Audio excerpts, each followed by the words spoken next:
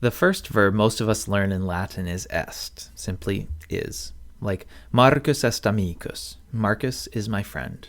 And then later we get verbs like salutat or vocat. Marcus amicum salutat, Marcus greets his friend, or amicus Marcum vocat, the friend calls Marcus. In all of these, the verb, the action, ends in a T. You may think that all verbs in Latin end in a T, and unfortunately it's not as simple as that.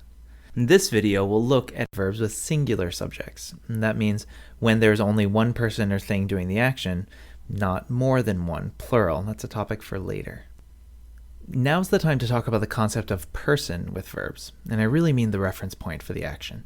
So here's how I think of it. There are things that I myself do.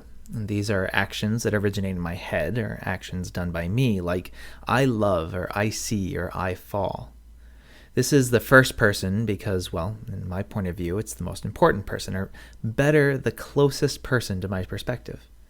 In Latin, the word ego means I, and you can kind of remember that because people with big egos think very highly of themselves.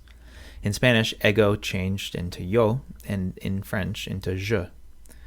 Let's move on beyond the first person. That's the I. And moving further out from the self is someone else. But not just a random person, but the person that the I is talking to, let's say. I speak to you, and this you is the second person. In my circle of existence, it's the next person outside of myself. In Latin, the word for you is tu. And this happens to be the same word used in Spanish and French, and many other languages, by the way, for the singular you. Oh, and in Latin, unlike many of the other modern languages, there is no such thing as a formal you, no matter whom you're speaking to. If it's just one person, you would use a form of tu. What's left is the third person. It's not the I or the you, but someone else, someone outside of our conversation partnership. So this is the he, she, or it in English, or a name like Marcus, or a term like master or friend. So our sentence from the beginning, Marcus amicum salutat, has a third-person verb, salutat, because the subject is Marcus. It's not I or you. And that's good, but Latin has one more twist. Well, it's not really a twist, because English does it too, but not to the same extent that Latin does. Here it is.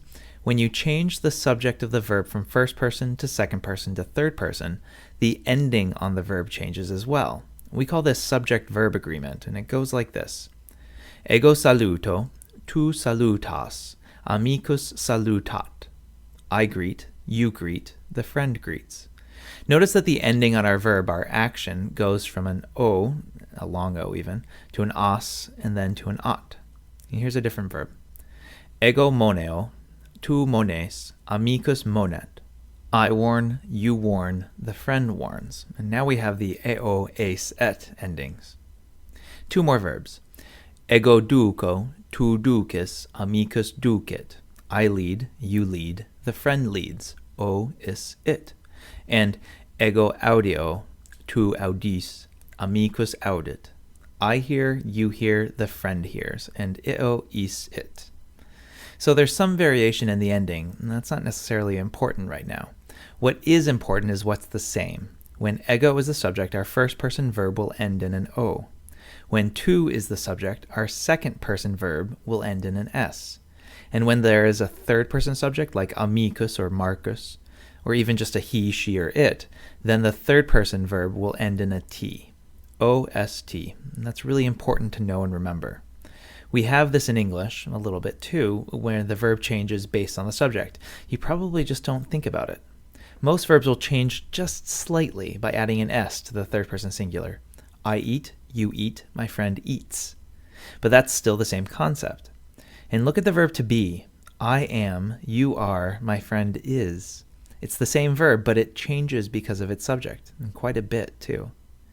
Now Latin's version of this word is also pretty strange, this word to be, and has a slight variation from our OST ending pattern. I am is ego sum, and this verb ends in an M, not an O. You are is tu es, and that's still an S, and my friend is amicus est, and that's still a T, but it's added to the second person form instead of replacing the S.